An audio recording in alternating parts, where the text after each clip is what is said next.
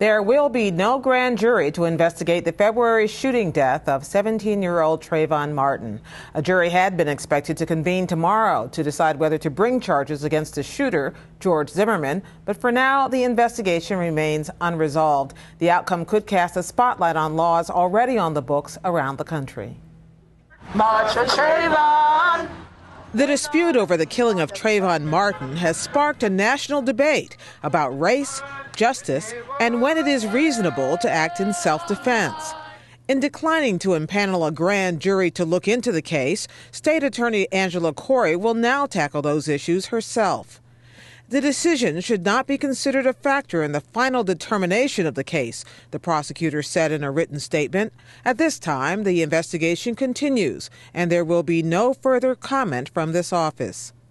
Martin, who is black, was on his way to a convenience store in a mostly white gated community when George Zimmerman, who is white, shot and killed him after a disputed altercation. Martin, who was carrying only candy and a soft drink, was discovered by police lying face down in the grass. Zimmerman was briefly taken into custody but has not been arrested. Law enforcement officials have cited a state law that ties their hands when a citizen says he is acting in self-defense. More than 24 states have similar laws, dubbed Stand Your Ground, which allow deadly force in certain circumstances. Florida's law passed by bipartisan majorities in 2005, but some lawmakers have said it was never intended to prevent investigations. Former Governor Jeb Bush signed the law. Stand your ground means stand your ground. It doesn't mean chase after somebody who's turned their back. And Democratic Senator Chris Smith convened a task force on the matter last week. If you initiate contact or if you start the fight, you should at least go in front of a jury and present your evidence and let peers decide, not some big veil that you're not even able to be arrested. Instead of dying down, the protests over the Martin case are continuing. For more on what is happening in the states, we're joined by Daniel Webster, co-director of the Johns Hopkins Center for Gun Policy and Research. Welcome. This expansion of gun laws, we just saw that map. Is that organic or is it something that's been planned? Oh, it's definitely been planned. The National Rifle Association has been on a many-year effort, first to expand rights to be able for individuals who can pass a background check to be able to carry concealed guns pretty much wherever they want. As they started to accomplish that goal, they then went on to the Stand Your Ground laws, and those laws have passed very rapidly in a very short amount of time. It was interesting that so many Democrats voted for this. This was just a bipartisan idea. Was this an idea that was meant to fill, was there a case made that this was a problem that existed that these needed to solve? Well, certainly the proponents of these laws felt that there was a problem. I've been studying violence for about 20 years. I did not see that problem myself. Mm-hmm. So what has happened in these cases, in all of these states? Are they different cases, or are they all blanket cases? Because you just heard Jeb Bush say this wasn't about pursuing someone, this was about staying put. Is that, or does it change from state to state to state? Well, there's some differences across states, but I think mostly it's the same general idea that it relieves an individual from any duty to retreat, which used to be the law of the land for many, many years. So is it possible that people never had this protection before in the law as they existed, the protection, the right to self-defense? Well, they did within their home. If someone is coming into your home with some sort of criminal intent, generally the law was quite protective of individuals using guns or other kinds of force in those cases. What's different here about Stand Your Ground laws is that they expand that notion that even outside your home, whereas it used to be the case, if you thought someone posed some threat to you and you could simply get away from them, that's what you were, the law said you needed to do.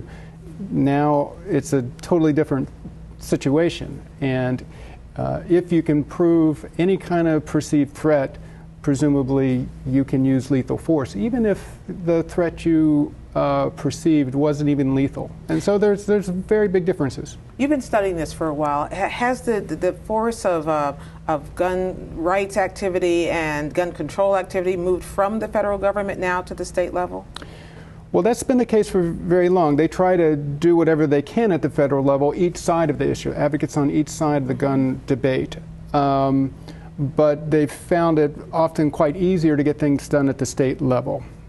When you say the National Rifle Association, and there's another group called the American Legislative Exchange Council, which has been very active in state capitals, when you say they have been involved in trying to get these laws passed, what do you mean by involvement? Are they just writing checks and lobbying? Are they writing the legislation? How is this work? Both writing legislation, writing checks, lobbying, mobilizing. What the NRA, of course, is, people talk about the money component, but really they're a grassroots organization. So they get their constituents mobilized, to let legislators hear from them that they want these type of laws. You mentioned that this has been underway for some time. In fact, this Florida law has been on the books since 2005. What is it about, or am I just over-interpreting this? What is it about this Trayvon Martin case that seems to have brought the spotlight onto these laws? Has it, and does it affect what people have put in, laws that are already in the pipeline?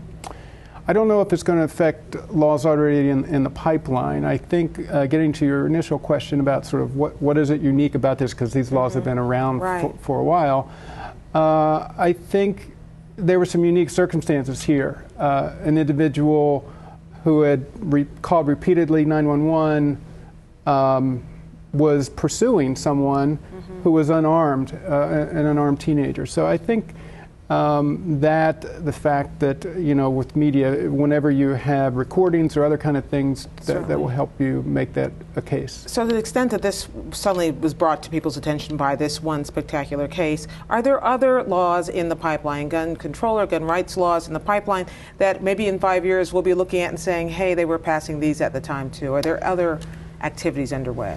Well, at the federal level right now, the effort most relevant to the case we're talking about now with Zimmerman and Trayvon Martin is a bill that would make it so that the relatively few number of states, about 10 states, have laws that allow law enforcement to use their discretion issuing permits for concealed carry of firearms.